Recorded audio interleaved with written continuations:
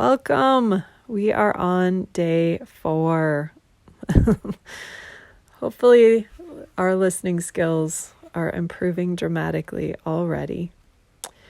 Yesterday, the invitation was to really listen to the world and people around you and listen from that place where all of our dials, where we take our own personal response, our need to respond, our reactions, all of that to what we're hearing, and we turn those dials way down so that we could simply just listen and gather and understand the information coming to us. And I even invited you to think of yourselves as machines. And I said yesterday, I don't really like thinking of ourselves as machines, but here's why that works. Is it allows us to just be in that place without putting all of our own stuff in the middle of it. So we tend to think of machines as not having any kind of heart and soul or any kind of belief system, right? When we play with listening from that place where our belief systems and all of those kinds of things aren't in the middle of the information, we can simply receive the information. And then there's a time when we then can pull up those beliefs and everything else and hold it up to that information. But what happens right now with the way most of us listen is we never even actually get the information to then hold up our own beliefs and experiences and all those things too.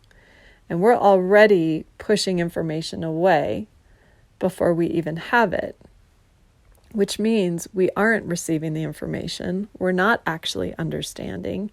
We're missing an opportunity to both create some kind of connection and understanding with the person across from us, but we're also missing an opportunity to create some new connection and understanding within ourselves. One of my favorite books, and I need to go back and entirely reread this book right now, but it's called The 4 Agreements, and it's by Miguel Ruiz. And this book keeps coming up lately. It has for well before all of the world that we're living in right now started. Probably for the last 6 to 9 months, this book keeps coming up a lot for people around me and for myself. And so what's interesting is I hadn't thought about listening from this point of view until some experiences that I've been having this week. And one of Don Miguel's agreements, his second agreement, is don't take anything personally.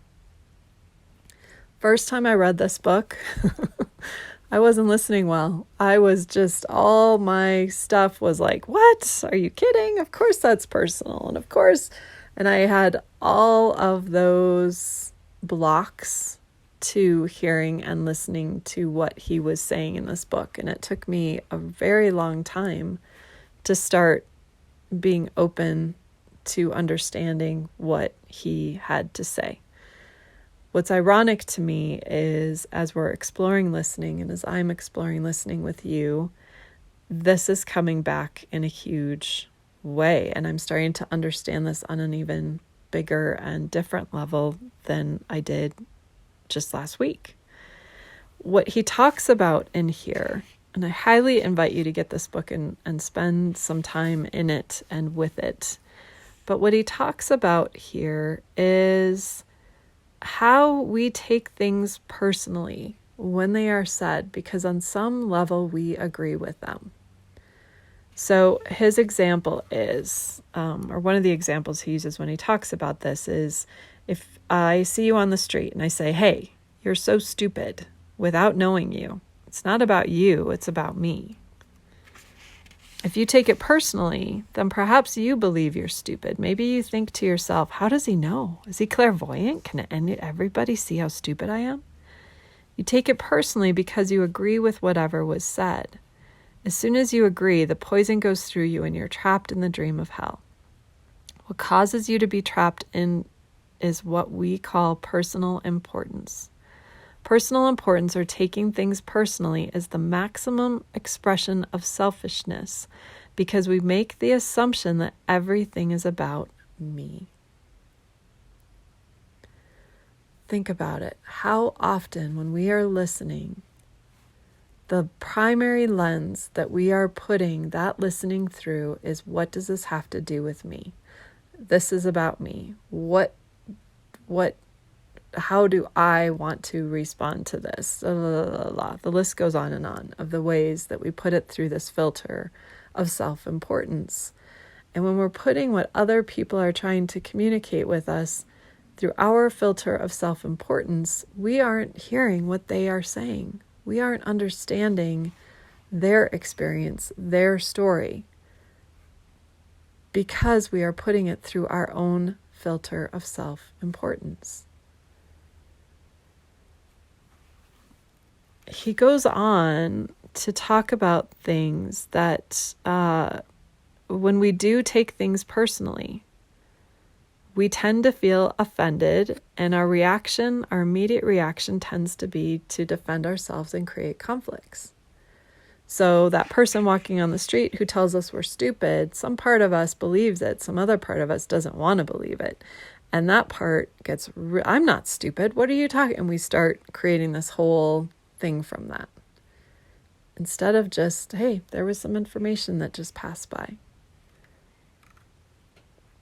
Think of, the way I like to visualize where I'm going with this is to almost think of Neo in The Matrix. And even if you haven't seen the movie, you've probably seen the scene where everything slows down and these bits and pieces, bullets and things are flying past.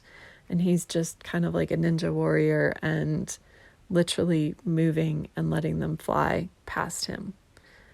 What we can do when we listen well and when we listen without our own self-importance in the middle of it is we can pick and choose the parts and pieces of what someone is sharing that we do want to bring within us. And we can let the rest of them fly by. But if we aren't listening to understand, if we aren't listening from a place that takes that filter of self-importance and puts it aside, there's all kinds of really powerful, beneficial things that we are going to miss in the process. He talks about not taking anything personally, the good stuff or the bad stuff. It's all just information. It's all just out there.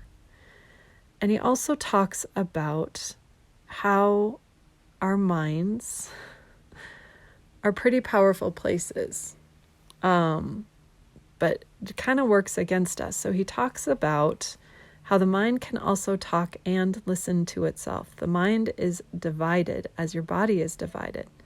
Just as you can say, I have one hand and I can shake my other hand and feel the other hand, the mind can talk to itself. Part of the mind is speaking and the other part is listening. It's a big problem when 1,000 parts of your mind are all speaking at the same time. This is called a mitote, remember? The mitote can be compared to a huge marketplace where thousands of people are talking and bartering at the same time.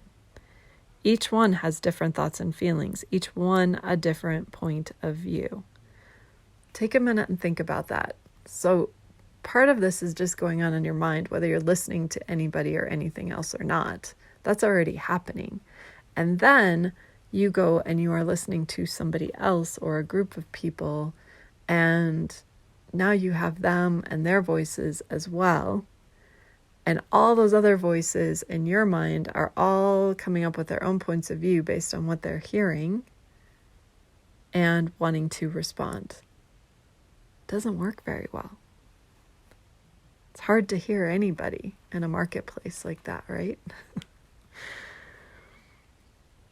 So he talks about, okay, each one has different thoughts and feelings. Each one has a different point of view. The programming in the mind, all of those agreements we have made are not necessarily compatible with each other. Every agreement is like a separate living being. It has its own personality and its own voice. There are conflicting agreements that go against other agreements and on until it becomes a big war in the mind.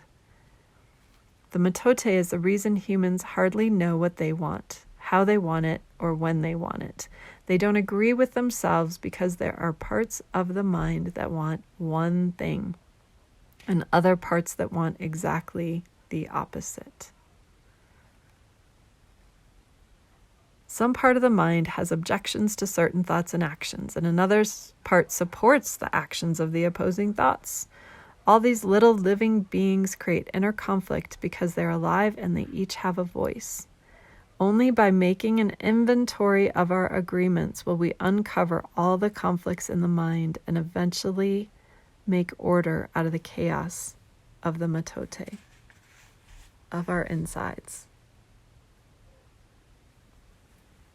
And when we do that, when we're willing to take in this information, when we're willing to listen and understand, my belief is that becomes almost a litmus test. It becomes an opportunity for us to grow and to learn and to clean up our insides.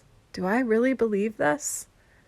Do I really want this? Is this really how I see the world? And as we grow, as we learn, those agreements, those ideas are going to change. Sometimes we get stuck in what we chose 2 years ago or 10 years ago, or what our ancestors chose, or what somebody else told us we should choose. And the beauty is we get to choose.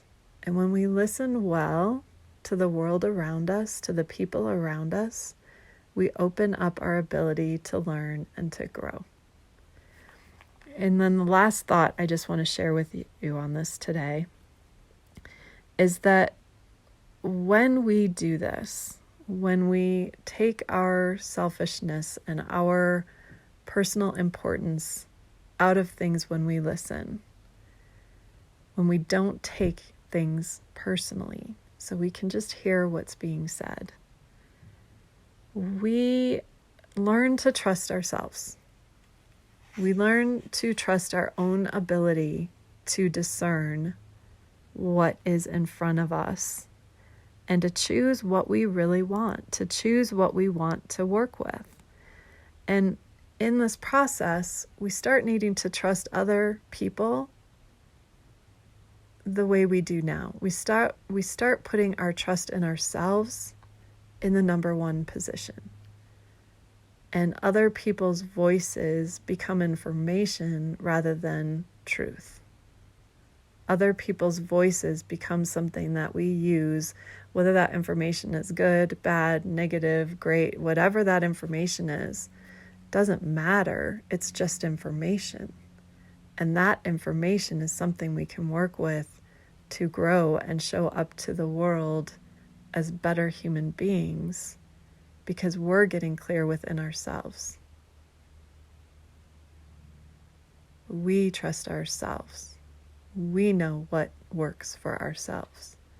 And all those other voices, all those other agreements that we made because of what we were told we should believe, or what we experienced in one situation, or whatever those things might have been, we get to clear them out so they aren't filtering our world in ways that prevent us from creating a really amazing, awesome world moving forward.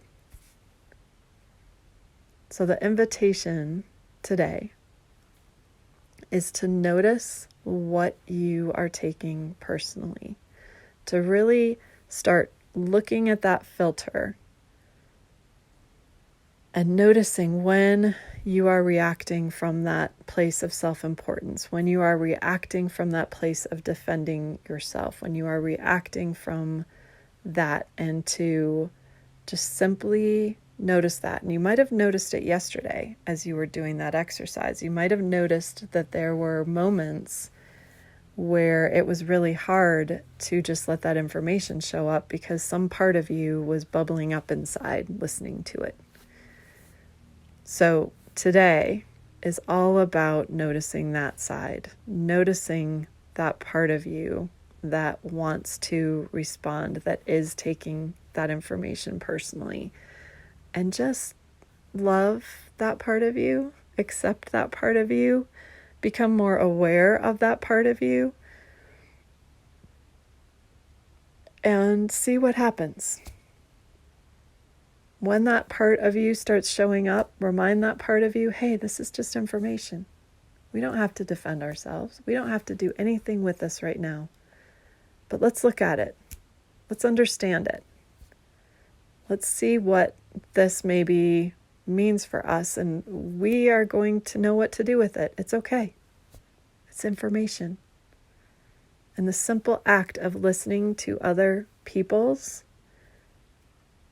experiences and stories and beliefs, it's transformative. For them, the power and the beauty of being truly listened to and heard and understood, and for ourselves, because we gain new information, new perspectives, new understanding, not only about the people around us, but about ourselves. That's powerful stuff. That's transformation creating stuff. And when we're willing to listen to other people this way, when we are willing to be an example of this, we create something pretty powerful, and we give other people the opportunity to do the same. It's definitely worth exploring and playing with, and just, again, continuing to see how people respond to you, what changes, what starts to transform when you are listening this way. And so today, your invitation is to really be hyper aware of that me filter. Okay, what does this have to do with me? What should I be getting upset about here? What should I be reacting to? How does this not fit with my ideas of the world or my company or where I want things to go? All those kinds of things. Just let those go when you're listening. And it's not that those, again, we'll talk about this more tomorrow. It's not that your beliefs and your understanding and all of those things don't fit in somewhere. We're not putting ourselves entirely aside here. What we are doing, though, is listening with an open mind and an open heart, and recognizing that this is just information, and I am the one who decides what information I take in somewhere and spend some time with, what information I use to transform my own beliefs, what information doesn't align with me. And therefore, I'm going to leave that behind. And some of that you'll do naturally as you're listening, even being super aware of the filter. But when we're aware of the filter, what happens is we aren't using that to block information. We're not using it to stop information. That might make a massive difference, not just for you, but for the person or people that you are communicating with. So today, focus on this. Really notice when that filter starts rearing up. Invite it to go away and just notice information. That's all you're going to do. And notice when that filter wants to show up, and work with it, play with it, to put that away and just see how that feels to listen from this other place. That's it. Not easy. Most of the time, it's not that easy. But the more we're aware of it, the easier it gets. Awesome. Okay, we'll talk to you guys tomorrow. Have an awesome day. Listen well, and we'll finish up tomorrow. Thank you.